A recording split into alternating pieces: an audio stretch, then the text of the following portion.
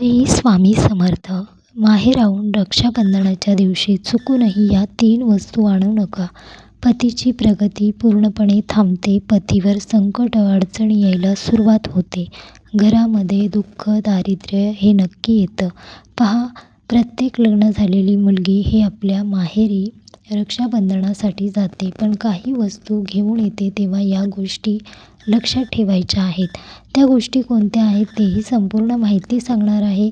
रक्षाबंधनाचा सण हा भाऊ आणि बहिणीमधील अतूट प्रेमाचे प्रतीक आहे. या दिवशी बहीण तिच्या भावाच्या मनगटावर रक्षासूत्र म्हणजे राखी बांधते आणि त्याच्या दीर्घ आयुष्यासाठी आरोग्यासाठी प्रार्थना करते आणि भाऊ देखील आपल्या बहिणीचे नेहमी रक्षण करण्याचे वचन देतो. तर पहा, तुम्हाला सांगेन की भद्रकाळामध्ये राखीचा सण साजरा करणे शास्त्रामध्ये अशुभ मानले जाते. म्हणूनच चुकूनही भद्रकाळात कधीही आपल्या भावाला राखी बांधू नये. यामागे एक पौराणिक कथा आहे.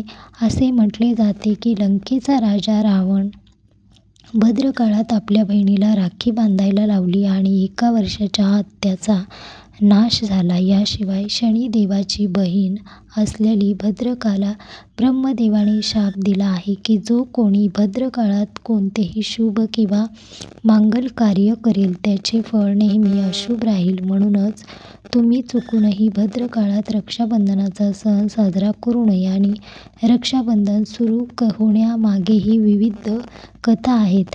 त्यापैकी एक कथा अशी आहे की युद्धादरम्यान भगवान श्रीकृष्णाच्या अंगठ्याला दुखापत झाली, तेव्हा द्रौपदीने कापडाचा तुकडा बांधला. तेव्हा भगवान श्रीकृष्णाने गरज पडल्यास मदत करण्याचे वचन दिले. भगवान श्रीहरी विष्णू राजा बळीच्या बंधनातून मुक्त करण्यासाठी माता लक्ष्मीने राजा बळीला राखी बांधली. राजा बळीने रक्षण करण्याचे वचन दिले आणि भगवान विष्णू मुक्त झाले. अशा प्रकारे रक्षाबंधनाचा सण माता लक्ष्मी संबंधित आहे.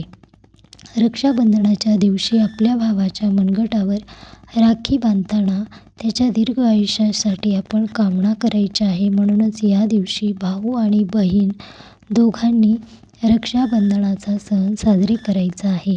तर पहा, आपण कधीही रक्षाबंधनाच्या दिवशी काळे वस्त्र परिधान करू नये. अशा राख्या आपण घेऊ नये की त्या राख्या विचित्र रंगाच्या आहेत. काळी राखी चुकूनही भावाला बांधू नये. तसेच आपण ओम, स्वास्तिक, गणपतीचं चित्र असलेलीच राखी बांधावे. सर्वात प्रथम आपण गणपती बाप्पांना एक राखी बांधायची आहे. गणपती बाप्पांना ओवाळून घ्यायचं आहे. आपण आपल्या भावासाठी एक राखी काढून ठेवली आहे. ती थोडा वेळ गणपती बाप्पांच्या चरणी ठेवायची आहे. भावासाठी प्रार्थना करायची आहे व ती राखी आपण भावाच्या मनगटावर बांधायची आहे. तर पहा, रक्षाबंधनाचा दिवस अत्यंत महत्त्वाचा आहे. या दिवशी प्रत्येक मुली माहेरी जातात. तर माहेराहून या वस्तू चुकूनही तुम्ही आणू नका. त्या वस्तू आहेत कोणत्या ते संपूर्ण माहिती सांगणार आहे. त्याआधी तुम्ही व्हिडिओला एक लाईक नक्की करा. चॅनलवरती नवीन असाल तर सबस्क्राईब करायला विसरू नका. कमेंटमध्ये श्री स्वामी समर्थ नक्की लिहा. तर पहा, आपल्याला माहेराहून येताना कधीही लोणचं आणायचं नाही. दुसरी वस्तू आहे, मीठ कधीही आणायचं नाही. जुने काही कपडे आहेत तेही कधी आणू नका. धारदार वस्तू आहेत त्याही कधी आणायच्या नाहीत. याने आपल्या जीवनामध्ये संकट अडचणी यायला सुरुवात होते. घरामध्ये वाद सुरू होतात. पतीची प्रगती पूर्णपणे थांबते. तसेच आपल्या जीवनामध्ये दुःख दारिद्र्य यायला सुरुवात होते. यासाठी आपण कधीही अशा वस्तू कधीही आपल्या माहेराहून सासरी आणू नये. पौर्णिमेचा दिवस हा आपल्या भावाच्या औषणासाठी आहे. आपल्या भावाच्या दीर्घ आयुष्यासाठी रक्षणासाठी आपण साजरे करतो. तर या दिवशी आपण भेटवस्तू ही काही अशाच घ्यायच्या आहेत. त्यामध्ये नवीन साडी असायला हवी, नवीन काही वस्तू असायला हव्या. अशा वस्तू नको आहेत की जेणेकरून आपल्या जीवनामध्ये अडचणी समस्या यायला सुरुवात होईल. तर पहा, संपूर्ण माहिती तुम्हाला या व्हिडिओमध्ये दिली आहे. तर या दिवशी चंद्रग्रहण देखील आहे, पण चंद्रग्रहण हे भारतामध्ये दिसणार नाही. यासाठी आपण राखी पौर्णिमा दिवसभर रक्षाबंधनाचा सण साजरे करू शकता.